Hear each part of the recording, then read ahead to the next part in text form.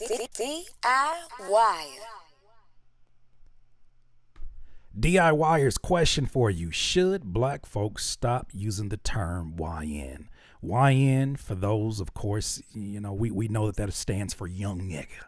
Young nigga, right? Usually a hothead with the shiesty mask on. Usually a term that is used to describe a hot-headed youth, specifically a hot-headed black youth.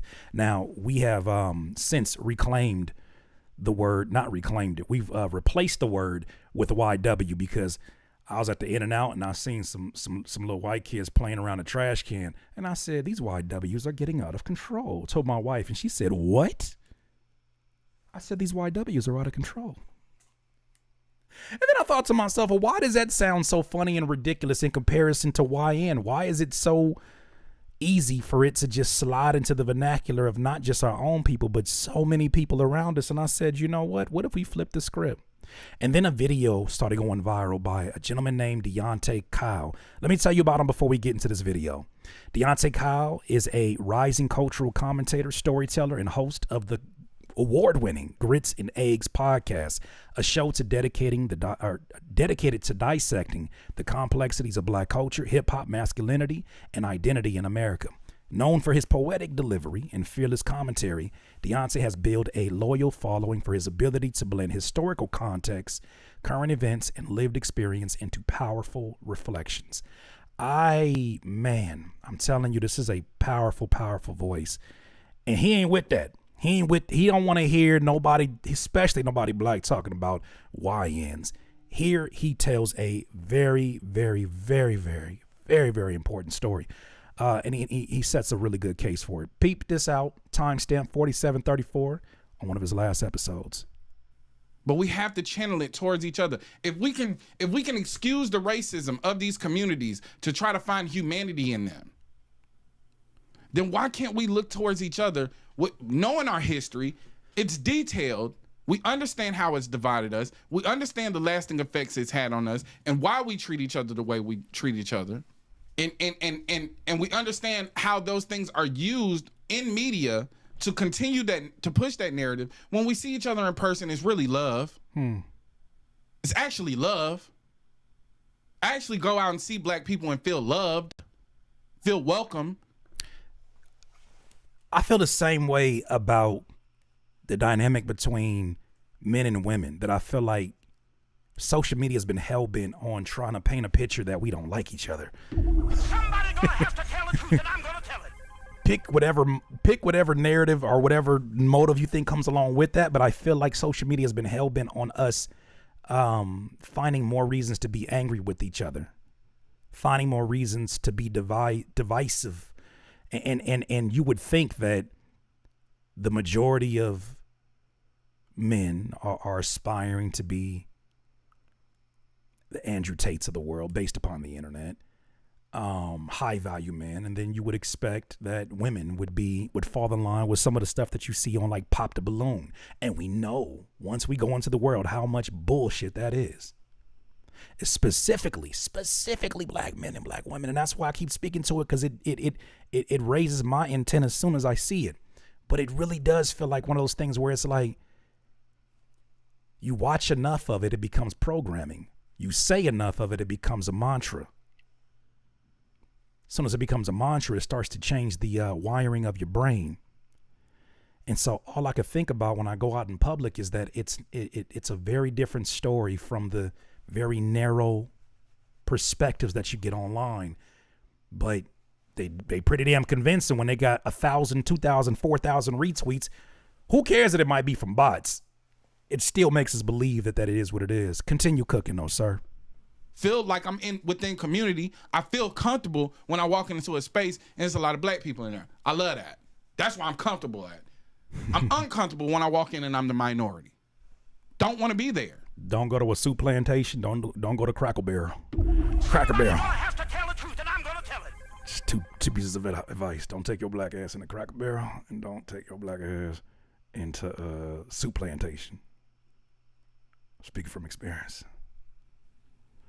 Our Golden Corral Quaco, I'm looking at you. Keep my head on a motherfucking swivel because I know the history and you do too. Stop trying to implore empathy upon these communities and cut them off. They only seek us for what they can get from us. It's black and brown pride when the police kill a Hispanic man. Oh yeah, it's black and brown then. Oh yeah, it's yellow and black then when they need us to come on the front lines and protest with us. But steadily perpetuating the same monkey stereotypes, Sheesh. anti-black rhetoric, and their society is built on anti-blackness. All of them. Go to their societies. Go look at their cultures. The darker you are, the less you have. And they bring that mentality over here, and it's supported and backed by white supremacy. And it's encouraged to be anti-black. And you can find in your motherfucking heart and in your mind, you can find a reason to be empathetic and excuse them and try to find the humanity in them. But you won't do that for your own brother and sister who have such a similar experience to you that who else is going to relate to you better? Not the same exact point, Somebody gonna have to tell the truth, and I'm gonna but tell damn it, that's a good point. I made a similar point in that the amount of apologizing that I saw specifically in the OVO Ho community, the MAGA OVO community, in terms of all the empathy that one should feel for Drake. I just thought to myself, y'all are giving more excuses to him than you would give to your own family members, and it's so weird. It's so weird. Remember, I told my sister that one time. We were young, and that's her excuse. We were young. I was like, if I said something about Moesha, she was ready to fight. And I said, damn, but if somebody said something about your brother, would you be ready to fight? Like me, your actual blood brother. She was like, no, because I hate your guts. Brother-sister dynamic. But in the real world, we see how that could play itself out.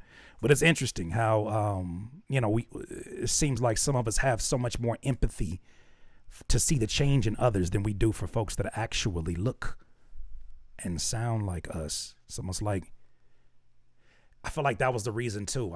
I saw it in a book about therapy, and it might have been a Charlemagne the God book, mind you, where he talked about when you first go get therapy, you might want to consider finding somebody that's the opposite of your situation so that they don't sympathize with it so much that they make assumptions about your unique experience or something to that regard. But nonetheless, he's cooking. We're getting ready to get to this YN section that I think is the most interesting. Who's going to understand your struggle? Who's going to understand your plight better than your brother or your sister? The conversations that we've created in this space alone have changed the minds of thousands of people. We single-handedly turned the YN narrative upside down. We single-handedly did that by imploring empathy, by looking at those young men and seeing ourselves. I don't want to hear YN. Don't say that shit around me. Take it out of your vocabulary. Because just like woke and DEI, it's another way to call you a nigga. Somebody gonna have to tell the truth, and I'm gonna tell it. You ready to talk to him tomorrow? I am. Whew. We ready to have that conversation? Take YN out of your vocabulary. It's another way to call you nigga. Just like DEI, just like woke, which now is insane to watch people like DJ Academics use the word woke when describing lyrics with some kind of thought from Kendrick Lamar. Where are we at? What twilight zone are we in? Where someone who is black themselves will use woke as if they're not. When talking about hip hop. So if I use this same logic in that situation, sound like he calling anybody who supports that a nigga.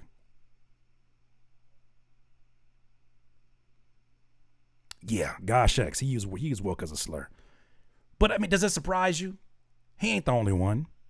There's some people who would never say that, but align with the same ideology. Here we go, some more. Pink Starburst just said, urban, woke, DEI, CRT, thug, all slurs. I think you could even extend that to genres too, right? I know that there's different classifications in radio for like urban and, they do this for specific reasons, but I do feel like the way that they automatically throw certain songs from traditionally R&B artists Even when they go, like for instance, like a Beyonce, when she goes into country, they immediately throw it into R&B playlists, R&B alternative. I feel like that's another form of bias at hand.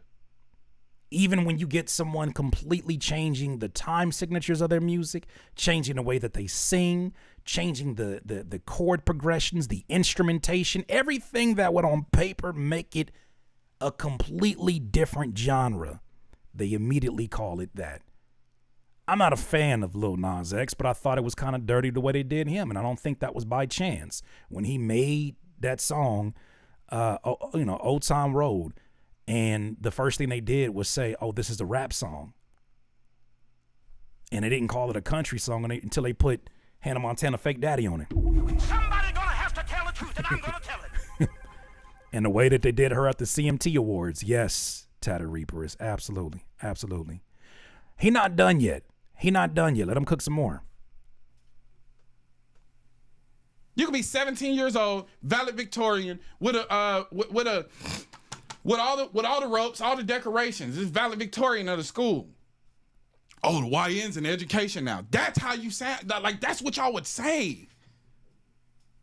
And you allow these people trick you and to make fun of you, and then you adopt it and try to hee and ha ha everything. That's a real dad. Okay. To show you how much I keep up with Hannah Montana. Appreciate it, Courtney. And goddamn funny. Everything ain't funny, nigga. See why you set me up like that, Courtney? One more time. And you allow these people trick you and to make fun of you, and then you adopt it and try to hee and ha ha. Everything ain't goddamn funny. Everything ain't funny, nigga. I don't find that shit funny. Mm-hmm. Soon as you see a black man and he young, you can tell he a young teenager or young 20s, you want to call him a YN. Stop that shit, man.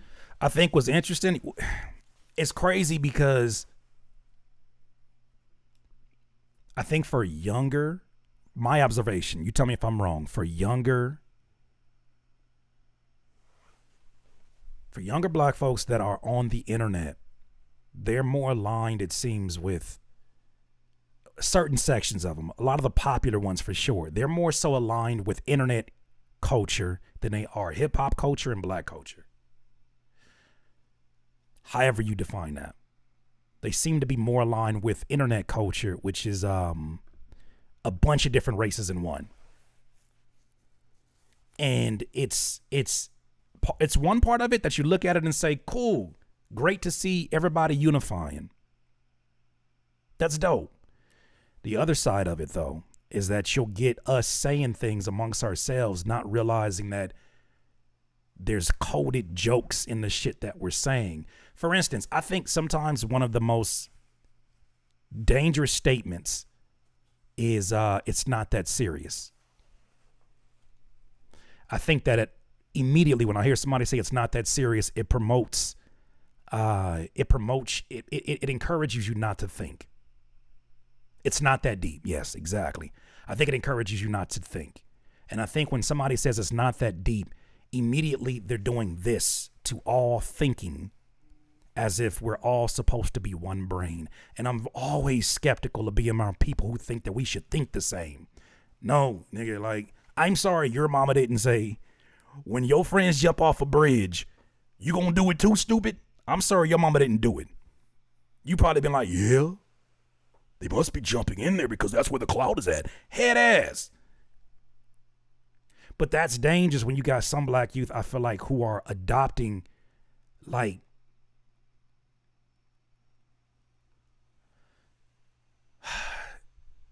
they're adopting terminology that they themselves, because they're being told it's not that deep, they don't realize how coded it is. And when you say certain things, you're saying other things. I think YN is becoming one of those. Right? I'm at that age now where maybe when I was 20, I'd be like, yeah, them YNs is crazy. This niggas is wild. This niggas is YN. I'm at that age now where I'm asking, why does one become in a situation where they feel so misunderstood that they acting out?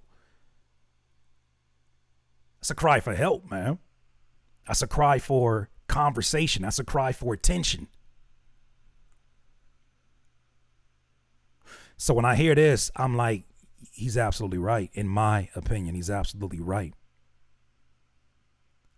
There's a lot of jokes for YNs. There's a lot of memes for YNs, quote unquote YNs. Not a lot of empathy. I was watching this documentary or this video on YouTube about a lot of the younger brothers who were taking the NOS. The what is it called? Y'all know what I'm talking about? The where they inhaling this shit. And that shit just got them like, y'all, I'll crash out right now. Whippets. That's what that shit is called. Whippets. That shit was terrifying to see. Because it literally says it will kill you. The galaxy gas, it will kill you. And they saying, it is what it is. I'm gonna let him continue though, because he's cooking. Stop that shit. Don't let them trick you into villainizing yourself. Because what do you think they think when they hear YN? Nigga. In their mind, they got a villainous teenager out of Chicago or Philadelphia with a ski mask on, ready to kill each other. Somebody gonna have to tell the truth, and I'm gonna tell it. I got nothing. I just had to pause it. That's what they think when they hear YN. Stop saying that shit. You can say nigga. Oh, I know. Let me pause it real quick here. Let me pause it here real quick. I know that I'm gonna have some of the elders in here who are like, I was with you up into that part. What you mean say nigga? We need to get rid of all that. Well, I think that with time comes different justifications, different ways of communicating. You know, it's funny. I watch blaxploitation movies, and I'm like, damn, we don't say none of this shit no more. We don't say none of this shit no more. But at one point in time, at least within the movies, this seemed to be imitating what's going on with life. It seemed to be, at least. I'm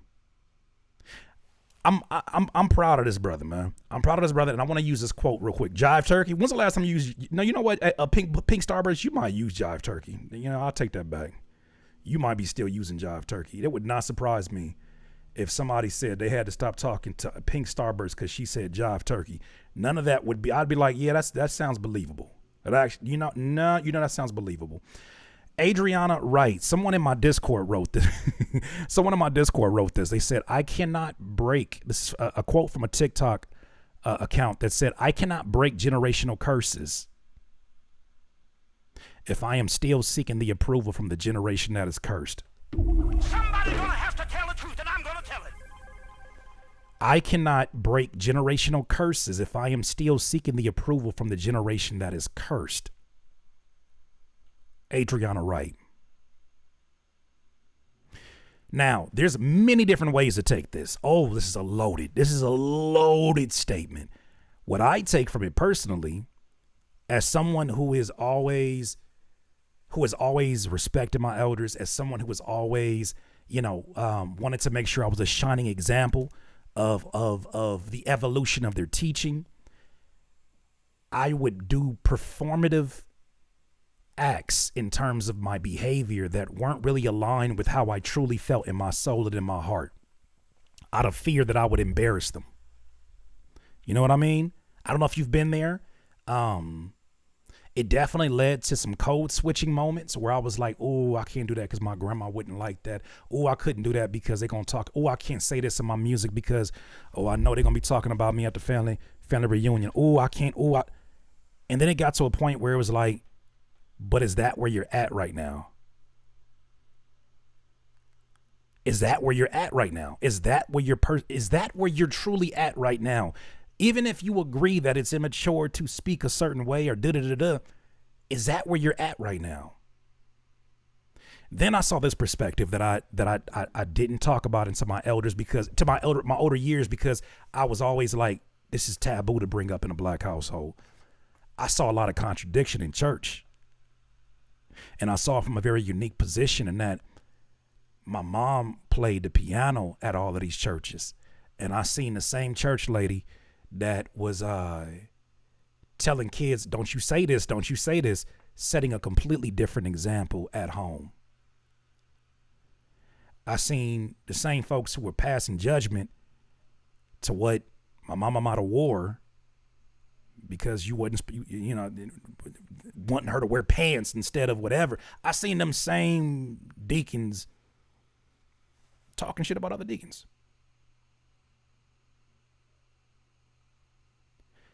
I saw situations that made me say, is anybody living what they want me to live? Some were absolutely about that word. But for me, I was just like, well, if you allowed to be you with all your mistakes, why am I being so ostracized and beat up for being me?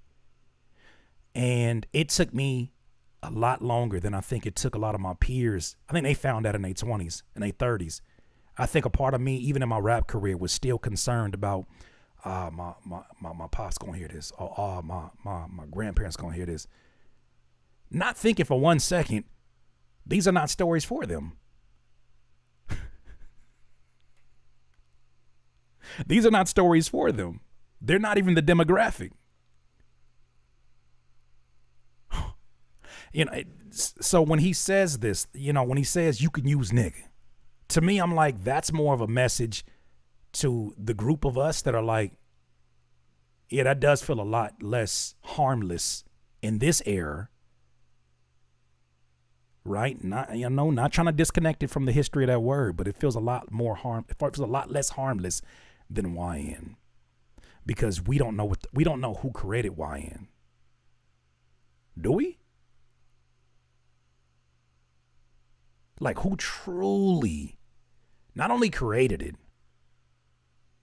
but who marketed it? Who made sure that made its way to mainstream media? Mainstream hip-hop media. Who made sure that stayed in the headlines on No Jumper posts? Who made sure that stayed in the forefront of songs that started trending on Apple Music playlists? Who made sure that stayed on all of these meme pages? Which, by the way, I don't know if you know, a lot of these, like the meme page Tyrone, is literally owned by a major label. Allegedly. It's literally owned by a major label. I saw this go up in that, I want to say it was either, don't hold me to it, but it was either Universal or another label were buying up all of these fan pages because it has hordes and hordes of music listeners, of people who love to engage with content. What does that do? It gives you access as a label to this audience that you can now target with music. I thought AT was Daquan, Tyrone too. Look it up. We might even look it up during this. When I saw that, I was like, of course they do. And I just unfollowed so many of those pages, because then it made a lot more sense. You push certain narratives in memes and comedic posts, and then by the time the music comes around, it feels like it's hand in hand. Why? Because we're dealing with a generation that is a vibe generation. A generation, as Professor Sky said, that has a phone in front of them, a laptop in front of them, a TV screen in front of them. One of them's on mute. The music is playing in the background. They might even have like a little switch on the side. They might have like all of these different screens. All they want is music that just pacifies and it just keeps a vibe going in front of them. Right? So it makes sense why they would want to be a part of that that pacifying process. Makes a lot of sense. It's actually a great purchase for them. Continue though. Them, like everybody else, always trying to find a loophole into our fucking community, into our culture. Well, they got all this shit to say about niggas, but always trying to find a backdoor into our culture. It's always our culture up for the taking. It's never a conversation about, like, niggas ain't out here wearing kilts and then they're trying to cosplay our community. You don't hear Scottish people talking about black people trying to be in there or appropriate their culture. You don't never hear about black people trying to appropriate nobody else's fucking culture. The culture we have appropriated is violence, backdooring, two-facedness, jealousy, envy. That's the only thing we're appropriating. Let go of that shit, man. We can do this shit ourselves. Because there's a lot of industries that we keep afloat with our labor. There's a lot of there's a lot of industries that we keep afloat with our consumption Us consuming their narratives about us keeps the prison industry afloat. You got young men out here right now knowing that they're going to go to prison, haven't even thought about college. It's all systemic. And if we keep feeding into the narrative of pointing and wagging our fucking fingers at each other, it's not going to change. Implore empathy, implore love towards one another. That's how you change things. You want to know what's on these young men's minds? Go ask them and allow them to speak. Stop wagging your fucking finger at it, because the thing is, they take a risk with their lives. Somebody gonna have to tell the truth, and I'm gonna tell it. Judgment. Someone asked that question right now. In what world is YN more dangerous than the word nigga? That's a generational difference, I can tell you right now. Because we know, at least I'm 40, we know the difference between nigga and nigga and nigga. Nigga what? We know the difference. YN can be used by everybody, and you don't know the difference. It's too many variables that exist. When a younger black brother says YN, that could mean, yeah, I'm just with my hot-headed folks. You know, that's my niggas. Or we just some YNs. When a young suburban Asian kid says YN, what do you think he means? I know that there's some folks who grow up in neighborhoods around black folks and say nigga, but it's a lot different than when they say YN, because it's literally attached to young nigga, out of control.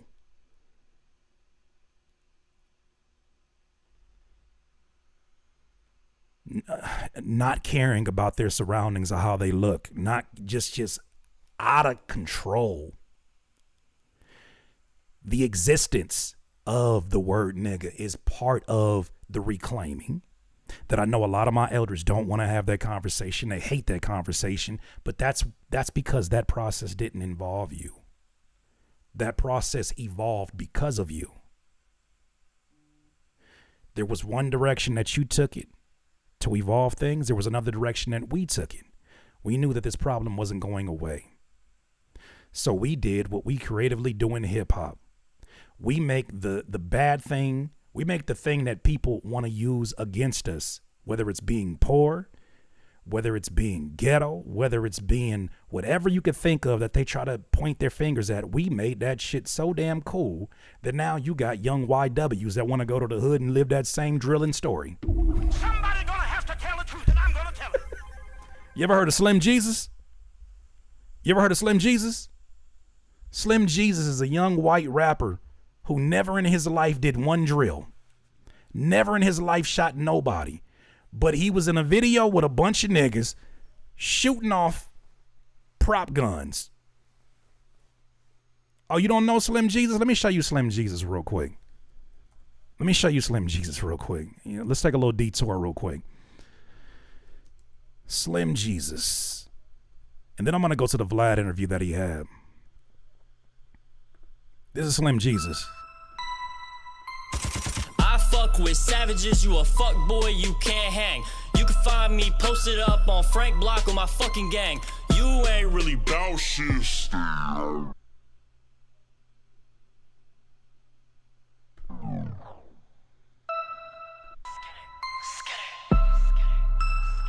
in this bitch. Boom, boom, boom, boom. And all she good for is giving top. I got loud pack, I got school buses. Hurry up, fam, come and shop. I got a big. What's the problem with that, Curtis? He seems like he got a couple of folks around him that are co-signing. He's really about that life, Curtis. Well, Slim Jesus himself said,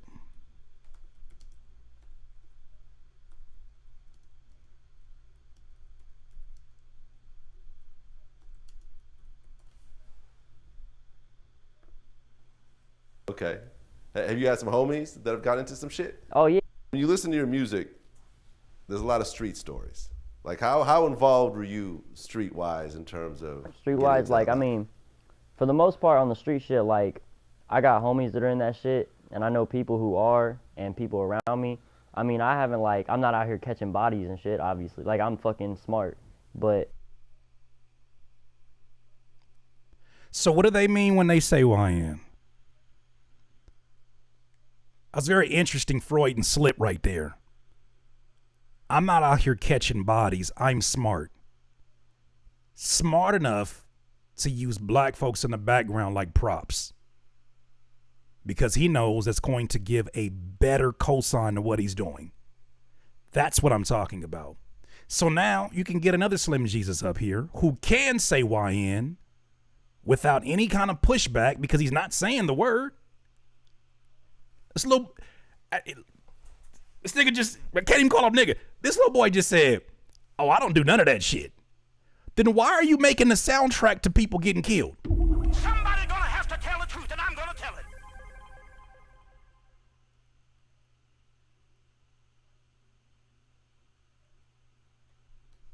Okay. Yeah. Continued. Deante. Every day.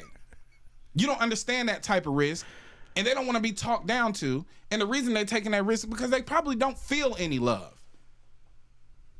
And the young nigga narrative, the YN narrative, make them feel even more ostracized from the community. Because now it's their elders, the people that are supposed to love them, turning their back. Trauma come from shit like that. Why aren't there any pushback for I'm gonna answer your question. Why aren't there pushback for non-blacks using YN? That's an interesting question. I don't know. I would have to get somebody younger. I would assume that they're doing the same thing that we were talking about earlier, saying it's not that big of a deal. Like, that's my homie. Like, nah, he don't mean nothing wrong. He don't mean nothing by it. Like, he's a little YN. Even though he white, he's still a YN. I'd have to ask one of them. I don't know if anybody in here is of that demographic, but yeah, that wouldn't fly with me. But you see what happens when I slightly raise my voice, right? Last week, you see what happened when I slightly raise my voice? How up in arms people get. They don't like big opinionated black voices. I've noticed that. Especially when there's no buckle in you. Especially when they can't shame you into not being who the hell you just told them that you were, and not saying what the hell you just said that you said, and you knew you just said, that you thought about and just said. So what they do is they come in and they have conversations, and they try to quiet conversations by making you sound like you're out of touch, by making you sound like it's not that deep. It's not that deep. Oh, fucking boomers. The ageism. Part of the ageism. You know what I think ageism really is? Keeping wisdom out the room.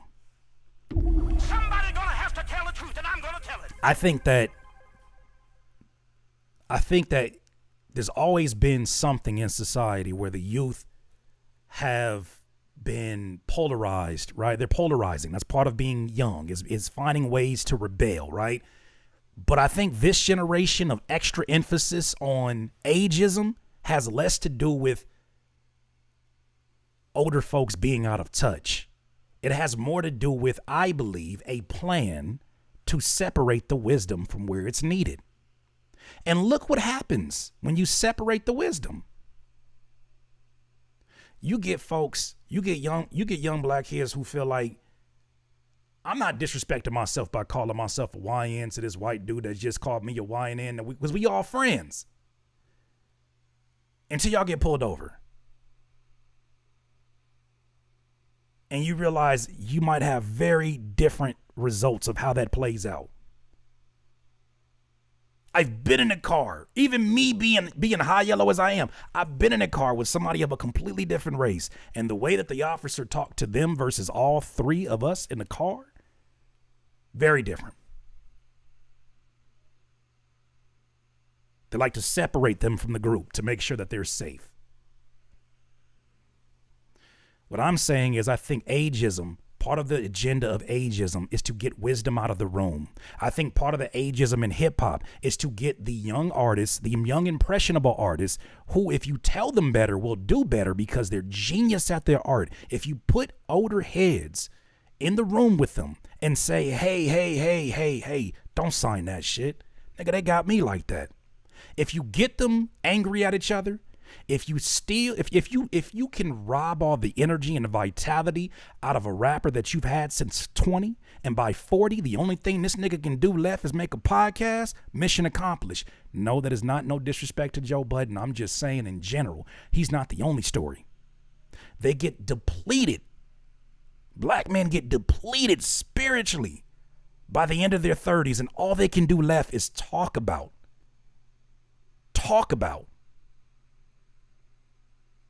The shit that they went through. But we can't use that wisdom to go tell nobody who going through it they're going through the beginning of the storm. And yet we're separated from talking to a young dude and being like, dog, don't do that shit. Dog, don't. Them people running the same game on you. 10 years later, same game on you. So that's why I always try to make sure I don't alienate my young audience in here. I don't try to judge upon them. But at the same time, I'm not finna abide by whatever social programming some of these motherfuckers try to put out here. That's what you're not finna have. I'm not finna coddle nobody. I'm not finna T-ball. Everybody get a championship. Everybody get a trophy. No, little nigga, go work. Go work for your shit. Take pride in what you're doing. Take pride in your music. Wonder why I go so hard when people send in music and I'm like, do you fucking love this or not? It's not that deep, bro. You just don't understand because you're a fucking boomer. That's what they want you to say because you'll never get the wisdom to get better. Because when you get better, you become dangerous. When you get better, you know your value. When you know your value, they don't fuck with you the same way. When you don't know your value, they give you deals that show how little value they feel like you have for yourself. They see your value, but you don't. Take pride in the process. That part right there. You see why I want to talk to him? I've had this sitting in my chest for years, and I release this kind of information in chunks, in pieces, because I know it can alienate and turn off a lot of people. I don't care anymore. Let this be a grand introduction into this next phase of things. We're very far away from kicks and snares and rappers and music producers. I hope you understand where we're going next. If this is something that bores you, offends you, or makes you feel uncomfortable, the unsubscribe button is right down there. I wish you the absolute best. Continue. If you have a mother that's jealous of you, that's going to create such a division in your life, a trauma in your life, because this is the person that's supposed to love me. This is the person that's supposed to support me. This is the person that's supposed to direct me on my path. Teach me the mistakes they made so I don't make them myself, and do it with love. And stop wagging your fucking fingers. This is why the young people have such an issue with elders, always wagging your goddamn fingers. You don't think you owe us no respect, but you act like you don't understand what our position is. You act like you wasn't young once and dumb and making bad decisions, and now that you got it right and got it together, you think you can wag your finger. Stop wagging your goddamn finger. That shit don't feel like love. We have to switch our mentalities towards each other, and it's happening. So guess what? I'm going to continue to push it because they never stop with negativity. They never stop pushing their negativity. They never stop. If your great-great-grandma wasn't in America, if your great-great-grandma didn't deal with Jim Crow, didn't deal with Reconstruction, don't have any lineage of American chattel slavery, when we start talking about reparations, you go ahead and shut the fuck up. Somebody gonna have to tell the truth, and I'm gonna tell it. Don't tell us. I don't want to. Respect. I understand the playbook is the same all across the diaspora. So whatever you dealt with in Haiti ain't got nothing to do with what we talking about in America. Because we trying to help you get your money back from France. If we could do it here, we could do it there. Because it all stems from here. All the culture follows us. Niggas want to talk about African Americans ain't got no culture. Go look in Nigeria. There's a bunch of YNs out there now. Dressing, throwing up our gang signs, wearing Nike skis. It's hot as hell. Bubble coat. Nigga got on bubble coat, Montclair. It starts here. The sooner you accept that and start supporting us, the sooner you might see a difference in where you're from. Because we're going to support it. We won't be doing all that hate and shit. I don't want to hear about what your great grandpa went through in Jamaica. If it didn't happen here, when we start talking about reparations in this country, you shut the fuck up. Unless it's support. I don't care about your nigga who came over, your uncle who came over here with $6 and built this. I don't give a fuck. I don't care about that. We talking about here. When we talking about business that pertains to us and our history here, if it don't got nothing to do with you and you're not gonna be supportive, you shut the fuck up. Because as soon as something happened to you, we're gonna be the first ones to speak up. And there's a history of that. If we don't turn towards each other globally, we're gonna have even more problems.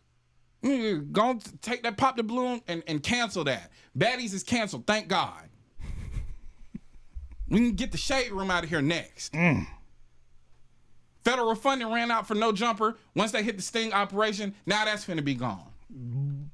Jesus. I have to tell the truth, and I'm gonna tell it. I'm gonna play that one more time. Remember that party I told you that might be dying? That is dying? He said what he said. Federal funding? We can get the shade room out of here next. Federal funding ran out for No Jumper. Once they hit the sting operation, now that's finna be gone. Follow suit. Because if we overwhelmingly despise it, but it's still going, well, that sounds like federal funding.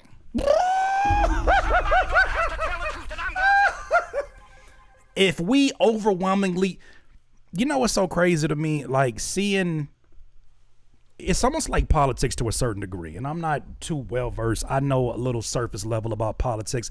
It's almost like at some point, I wonder how many of you ask the question, right?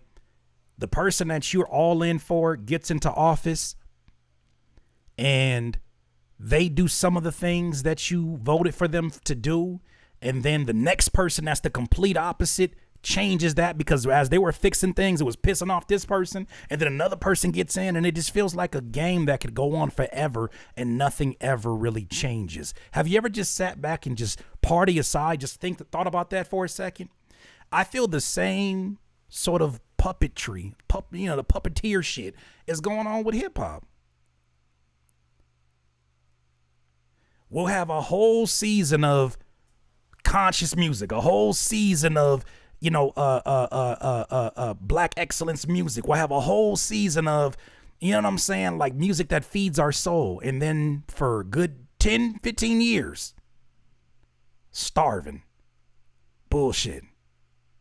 Music that literally just sits there with no purpose.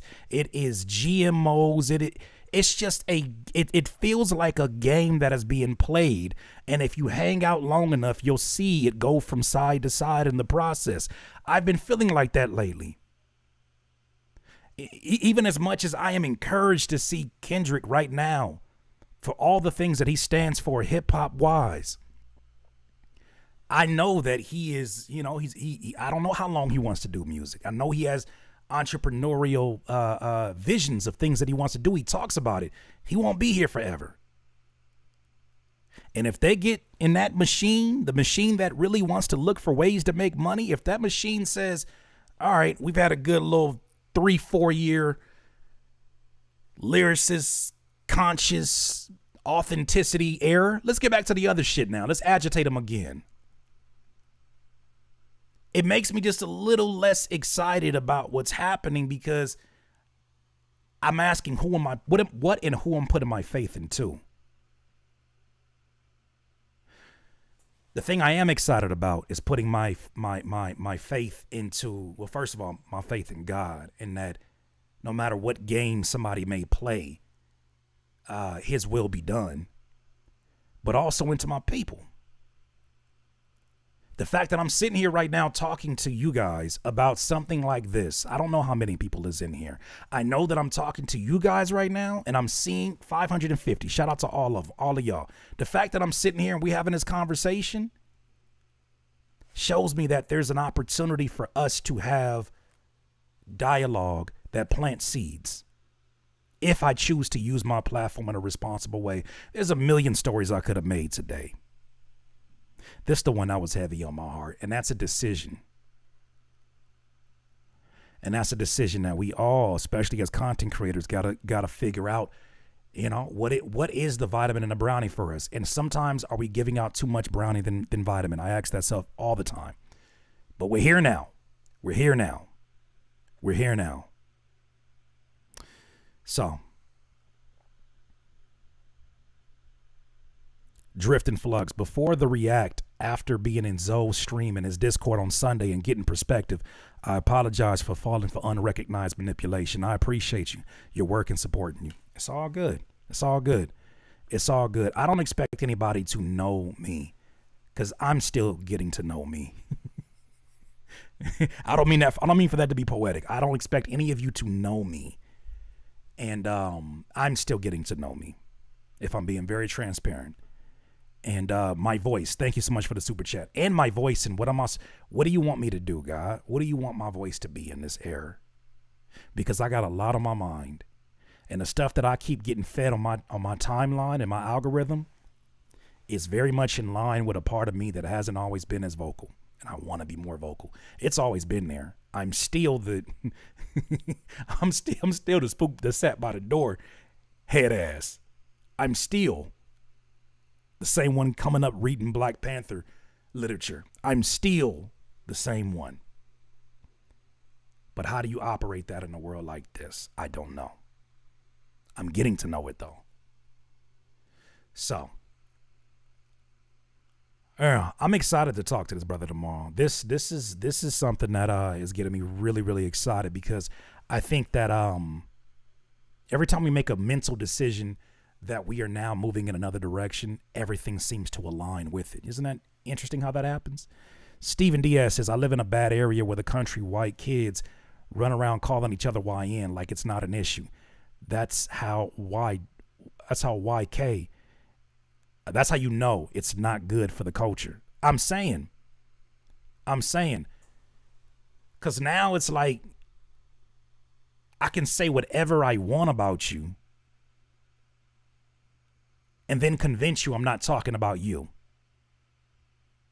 Bro, when I say that YN, bro, I'm not talking about like you, like I'm not talking about the black you. I'm talking like I call myself a YN, bro. Like we're all YNs. No. That's why. And you know how I know?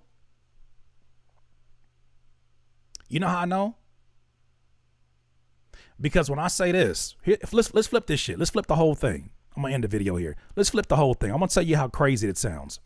Let me tell you how crazy it sounds right now. Boy, oh boy, these young YWs are out of control. Man, they're out of control. On the internet, man, inselling. On the internet, disrespecting people in the comment section. Calling people different racial things. These YWs are out of their minds. You know, growing up in the hard suburban areas that they come out of, you would expect there to be some funding. But unfortunately, these YWs are they're just running amok. I get so nervous when I see YWs and I go to an elevator and I see a bunch of long-haired YWs. I get very nervous. What do you want? My wife clutches her purse when she sees a YW. It's terrifying. Their beanies looking like Sid from Toy Story. It is so terrifying, these YWs. They're dumpster fires. They're egging of houses. These YWs, I just feel like someone needs to talk to them.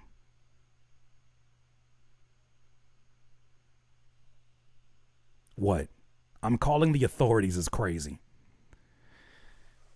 I ain't gonna hold you. Large groups of them legit make me nervous. There it is. Man, nothing scares me more than a group of white teens. I ain't gonna lie to you. There hasn't been many times that a group of white. I don't know. Call it racism. I just think I can take on everybody in the moment until I gotta ice myself down for 20 days. I was walking down the street one time and I seen a truck of them, and it was like during like the height of like all of the racial tension of the police shootings and all of this. and I seen them in a pickup truck, and my mind concocted something in my brain where I just like ninja, like beat all their asses, and it didn't dawn on me like how dangerous of a situation that might have been. I just can't. Fucking Kyles and Aidens, bro. I can't. My brain can't even think of that. These YWs, man. You gotta pray for them. Those are my thoughts, though, DIYers. You let me know what you think. DIYers, if you enjoyed this content, make sure that you hit the like button and maybe even consider subscribing. Come on, man. Don't be greedy. Peace.